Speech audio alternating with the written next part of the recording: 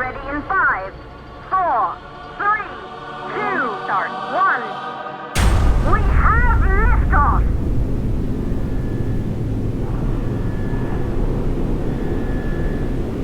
When I was a kid, I got to watch a space shuttle launch from 3 miles away.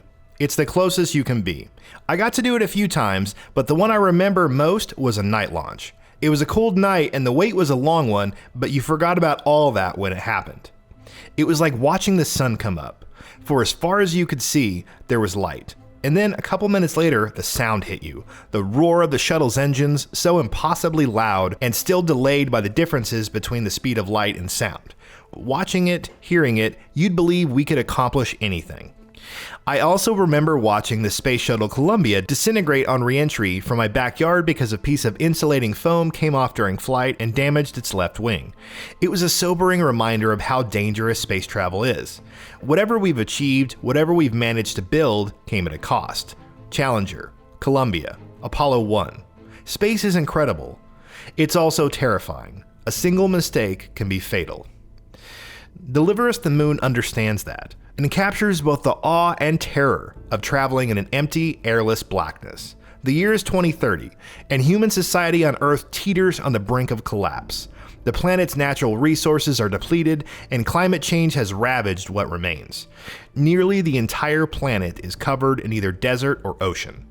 Humanity forms the World Space Agency to search for answers. They find them on the moon in the form of helium-3, a potent new form of energy.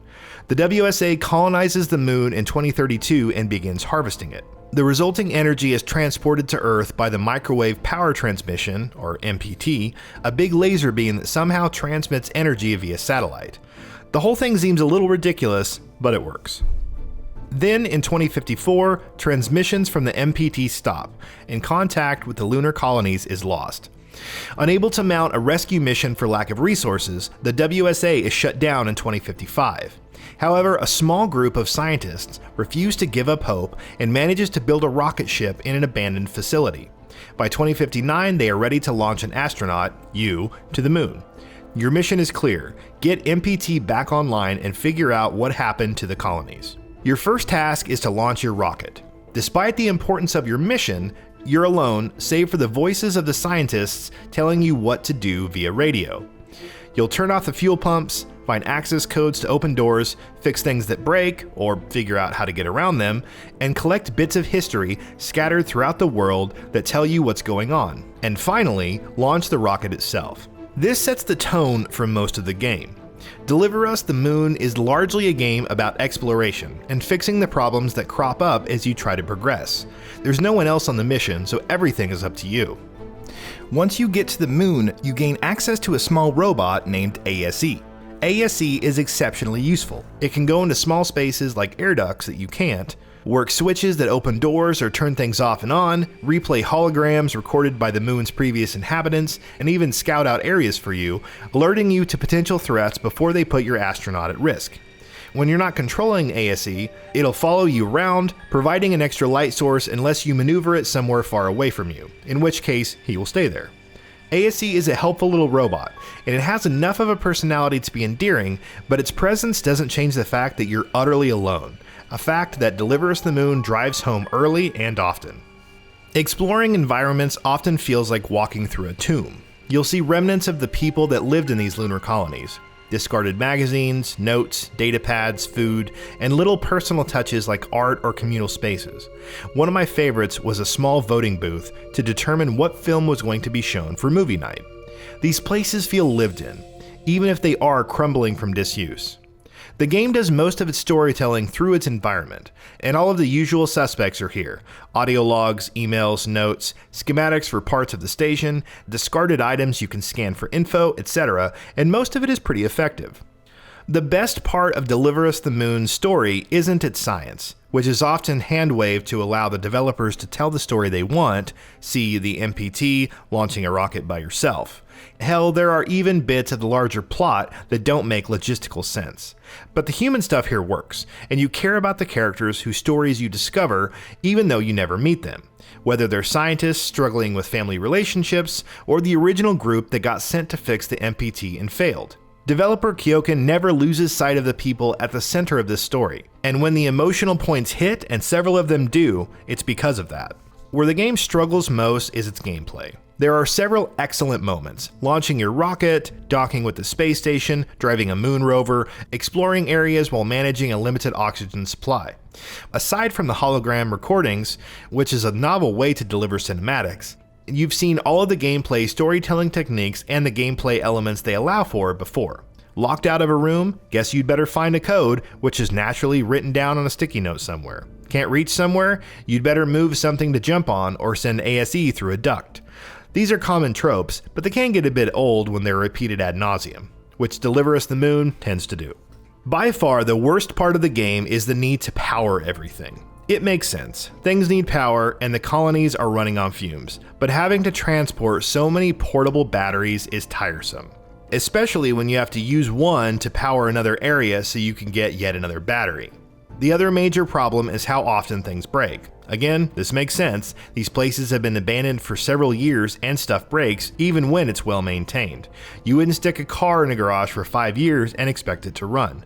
But I can't count how many times I fixed something only to have the game tell me I now had to fix something else before I could go where fixing the original thing was supposed to get me. This is compounded by the fact that you'll often have to do the same things you just did. An example: before your ASE will work, you have to fix it, which involves finding repair parts scattered around the environment you're in and placing them in the ASE properly.